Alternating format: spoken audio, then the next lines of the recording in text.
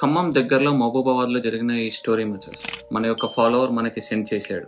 వాళ్ళ ఊర్లో ముగ్గురు సిబ్లింగ్స్ ఉండేవాళ్ళనమాట. పెద్దక్క పేరు సత్యవతి, తమ్ముడు పేరు రాకేష్, చెల్లి పేరు భవ్య అనమాట. వీళ్ళ ముగ్గురే ఉండేవాళ్ళనమాట. చాలా చిన్న కుటుంబం, మంచిగా ఉండేవాళ్ళు. బట్ అమ్మ, నాన్నగారు చిన్నప్పుడే చనిపోయారనమాట. సో వీళ్ళ చెల్లెల్ని, తమ్ముడిని మొత్తం అక్కనే చూసుకునేది. అండ్ దాంతోపాటు అక్కకి చదువులంటే బాగా ఇష్టం అనమాట. ఆమె చదువు చూసుకుంటూ అలాగనే పిల్లల్ని కూడా వీళ్ళ తమ్ముడిని, చెల్లెని కూడా మంచిగా చదివించింది. అండ్ ఆల్సో అలా జరుగుతూ ఉంది. లైఫ్ అంతా జరుగుతూ ఉంది అనమాట. అలా ముందుకు సాగుతూ ఉంది. తమ్ముడికి పెళ్లి చేసేసారు అండ్ చెల్లెకి కూడా పెళ్లి చేసి పంపించేశారు అనమాట. ఓకే. అండ్ అక్కకి అదే టైంలో మంచి గవర్నమెంట్ జాబ్ రావడంతో సో షీ సెటిల్డ్ అనమాట. ఇన్ మహబూబ్ నగర్ లోనే సెటిల్ అయిపోయారు వాళ్ళు. ఓకే. తమ్ముడు సపరేట్ కాపురం పెట్టేశాడు, చెల్లె కూడా కాపురంకి వెళ్ళిపోయింది. ఓకే. ఈ మొక్కతే ఉంటుంది. అండ్ చెల్లెకి పెళ్లి చేసిన తర్వాత అక్కకి ప్రమోషన్ రావడంతో ఒక మంచి విల్లా, ఊర్లోనే మంచి విల్లా కొనుక్కుంది. ఆ మొక్కతే ఉంటుంది అనమాట. అండ్ ఈమెతో పాటు ఈమె చెట్లని, ఇంట్లో చిన్న చిన్న కోళ్ళని చూసుకోవడానికి ఒక కేర్ టేకర్ని పెట్టుకుంది అనమాట. ఓకే. బట్ ఇంట్లో పనులని ఈ అక్కనే చేసుకుంది. సో అంతా జరుగుతుంది. లైఫ్ అంతా సాఫీగా జరుగుతున్న సిచ్యువేషన్లో తమ్ముడు ఒకానొక టైంలో వచ్చి, అక్క ఇట్లా కొంచెం లాసెస్ వచ్చినాయి, పొలం పనులు చూసుకోవడానికి డబ్బులు కావాలక్క, ట్రాక్టర్ కొనుక్కుందాం అనుకుంటున్నా అంటే, సో అక్క కూడా సరే ఆలోచించి సరే డబ్బులు ఇచ్చింది ట్రాక్టర్ కోసం. సో తమ్ముడు పొలం పనులు చూసుకుంటున్నాడు, అంతా బాగుంది, ఫైన్. నెల రోజుల తర్వాత మళ్ళీ తమ్ముడు వచ్చి మళ్ళీ డబ్బులు అడుగుతున్నాడు. ఇదేంటిరా బాయ్ అని చెప్పేసి అక్క అనుకుంది, సత్యవతి అనుకుంది, మళ్ళీ ఇచ్చేసింది అనమాట డబ్బులు, పర్లేదని చెప్పి. రెండో నెలకి, మూడో నెలకు కూడా మళ్ళీ ఇదే రొటీన్ అవుతున్న కొద్దీ నాలుగో నెల ఈసారి మాత్రం సత్యవతి మాత్రం రాకేష్కి డబ్బులు ఇవ్వలేదు. సో రాకేష్ ఏంటంటే చాలా గొడవ పెట్టుకున్నాడు అండ్ గొడవ పెట్టుకుని వెళ్ళిపోయాడు. మళ్ళీ వచ్చే నెల కూడా మళ్ళీ వచ్చాడు. ఈసారి కూడా డబ్బులు ఇవ్వకపోవడంతో రాకేష్ ఇంకా పెద్ద గొడవ చేసి వెళ్ళిపోయాడు అనమాట. ఆ తర్వాత కొన్ని రోజులకి సత్యవతి ఆఫీస్ నుంచి ఇంటికి వస్తుంటే రాకేష్ వాళ్ళ ఫ్రెండ్స్ని అండ్ కొంతమంది రౌడీస్ని పట్టుకొచ్చి డబ్బులు ఇవ్వట్లేదనే కోపంతో సత్యవతిని కొట్టించాడు. సొంత అక్కనే కొట్టించాడు అనమాట. కానీ రాకేష్ బయటపడలేదు. నేనే కొట్టించాను అని చెప్పి రాకేష్ బయటపడలేదు. సో ఆమెని రోడ్డు పైన అట్లా పడేశారు. సమ్ పర్సన్స్ చూసి అయ్యో ఏమని ఎవరో కొట్టారని చెప్పి హాస్పిటల్ తీసుకెళ్ళి జాయిన్ చేశారు. తమ్ముడు ఏం తెలియనట్టు యాక్ట్ చేసుకుంటే తమ్ముడు వచ్చాడు అండ్ చెల్లె కూడా వచ్చింది. దీని కొన్ని రోజులకి సత్యవతి కోలుకుంది and she is going to office again.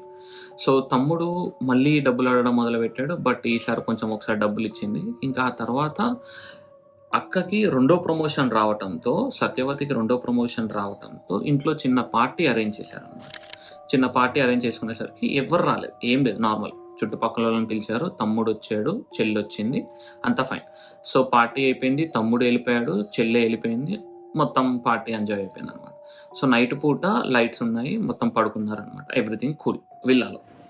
So 2 రోజులైంది, 3 రోజులైంది, ఇంట్లోంచి ఎవరు బయటికి రావట్లేదు సత్యవతి ఇంట్లోంచి. సో గార్డెనర్ ఏమనుకున్నాడంటే మేబీ నైట్ షిఫ్ట్ అయి ఉంటుంది, అందుకే రావట్లేదు, ఇంట్లోనే ఉంటుంది కదా అని అనుకొని గార్డెనర్ కూడా పెద్దగా పట్టించుకోలేదు అనమాట.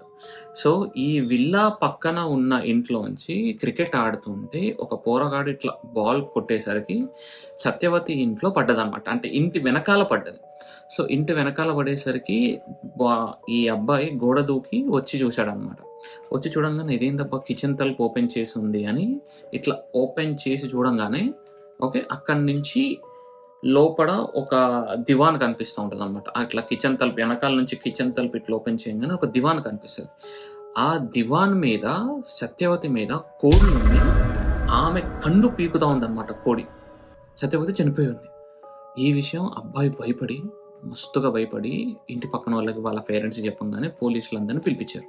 పోలీసులందరినీ పిలిపించి ప్రిలిమినరీ రిపోర్ట్ కింద వాళ్ళు వస్తారు కదా ఫారెన్సిక్ పీపుల్, వాళ్ళు వచ్చి చూస్తే ఎలా చనిపోయిందని చెప్తే గొంతులోకి క్లాత్ పెట్టి చనిపోయింది అనమాట. క్లాత్ ఉందని. కానీ ఆ విషయం ఫారెన్సిక్ రిపోర్ట్ వాళ్ళకి తెలియలే. ఏమైంది, బ్రీతింగ్ ఆడక సంథింగ్ ఏమైనా అయిందని చెప్పేసి ఫారెన్సిక్ వాళ్ళు రిపోర్ట్ రాశారనమాట. కానీ గొంతులో క్లాత్ చిక్కి గొంతులో క్లాత్ దూర్చి మరీ చంపేశారు, పొడిచి మరీ చంపేశారని చెప్పేసి ఎవరికి తెలియదు. సో అండ్ ఆల్సో ఈ ఇన్వెస్టిగేషన్ని పెద్దగా పట్టించుకోకుండా, ఇంటి పక్కన వాళ్ళని పెద్దగా ఏం అడగకుండా కేసును కూడా క్లోజ్ చేశారనమాట. లైక్ సూసైడ్ కింద రాసి పోలీసులు కూడా కేసు క్లోజ్ చేశారు. సో అండ్ ఆల్సో ఇంటి చుట్టూ మన అది ఉంటుంది కదా డూ నాట్ క్రాస్ అని సింబల్ రాసి ఉంచారు. అయిపోయింది మొత్తం. అండ్ ఆల్సో బయట ఒక పోలీస్ గార్డ్ని పెట్టారు, కానిస్టేబుల్ని, జస్ట్ చెక్ ఎవ్రీథింగ్ ఈ స్కూల్ ఏమీ జరగట్లేదు అని చెప్పేసి.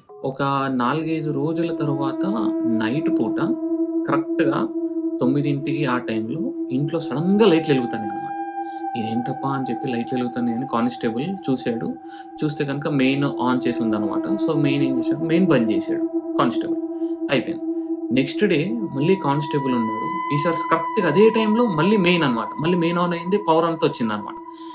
ఈ విషయాన్ని కానిస్టేబుల్ వెళ్ళి పోలీసులకు చెప్తే ఇదంతా సమ్ ట్రిప్ అవుతూ ఉండొచ్చు, పవర్ బాగా ట్రిప్ అయి ఉండి పడాలి, కానీ ఆన్ అవ్వకూడదు కదా బేసికల్లీ, బట్ ఇక్కడ ఆన్ అవుతుంది ఓకే అని చెప్పి ఆ ఏరియా ఒక ట్రాన్స్ఫార్మర్, ఆ ఇంటికి సపరేట్ ఒక ట్రాన్స్ఫార్మర్ పెట్టించారనమాట, పెద్ద విల్లా కాబట్టి. ఆ ట్రాన్స్ఫార్మర్కి పవర్ కట్ చేయడమే మానేశారనమాట, పవర్ పంపించడమే మానేశారు, అక్కడే పవర్ కట్ చేశారు.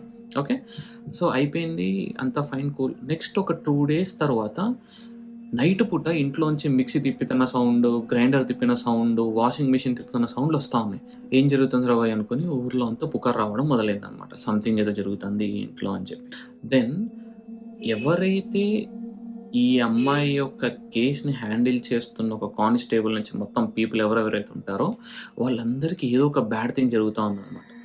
కానిస్టేబుల్కి ఏమో సడన్గా హెల్త్ పాడైపోవడము, సడన్గా వామిటింగ్స్ అయిపోవడము, ఆ వామిటింగ్స్లో కూడా బ్లడ్ వామిటింగ్స్ అవ్వడము, డాక్టర్ దగ్గరికి వెళ్తే ఏమవుతుందో తెలియట్లేదు అంటాము.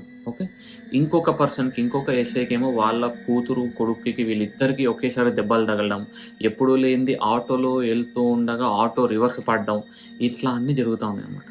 సంథింగ్ ఏదో హ్యాపెనింగ్ ఈ ఇంటిలో జరిగిన సిచ్యువేషన్స్కి వీళ్ళకి, అంటే ఈ కేసులో వర్క్ చేస్తున్న పోలీస్ వాళ్ళకి ఏదో జరుగుతుందని అర్థమై పోలీసులు ఏం చేశారంటే ఒక పూజారి దగ్గరికి వెళ్ళారు. ఆ పూజారి ఏమన్నాడంటే ఊర్లో ఉన్న విలేజర్స్ అందరూ ఇవాళ నైట్కి విలేజ్లో పడుకోండి అని చెప్పేసి, ఇన్ ద సెన్స్ మన గుడిలోనే పడుకోండి అని చెప్పేసి అన్నారనమాట.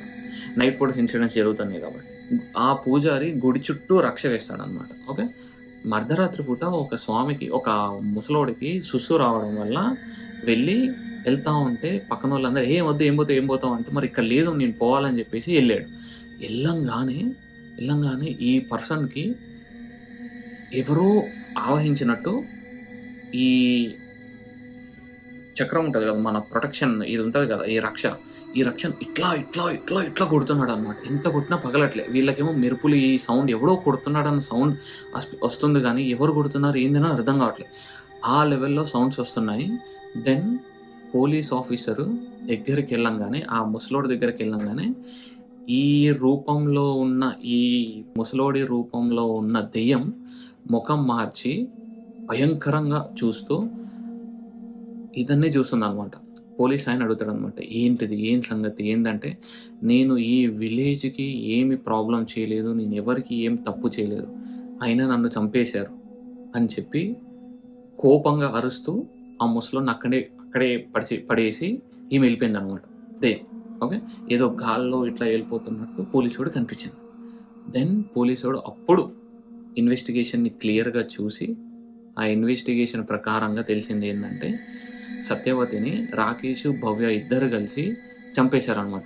చంపడం కూడా ఎట్లా, గొంతులోకి ఇక్కడ దాకా హ్యాంకర్చీఫ్ ఉంటుంది కదా, హ్యాంకర్చీఫ్ని కుక్కి ఊపిరాడకుండా చేసి ఆమె చనిపోయేలాగా చేశారనమాట. సో దట్ ఆమె ఆస్తి, ఆ ఇల్లు వస్తే ఇద్దరు పంచుకుందామని చెప్పేసి ప్లాన్ వేసుకున్నారు అనమాట. అది ఇద్దరిని జైల్లో వేశారు. నౌ ఎవ్రీథింగ్ ఈజ్ కూల్ అనమాట. సో ఈ విధంగా ఒక దెయ్యం ఆమె యొక్క జస్టిస్ కోరుకుంది.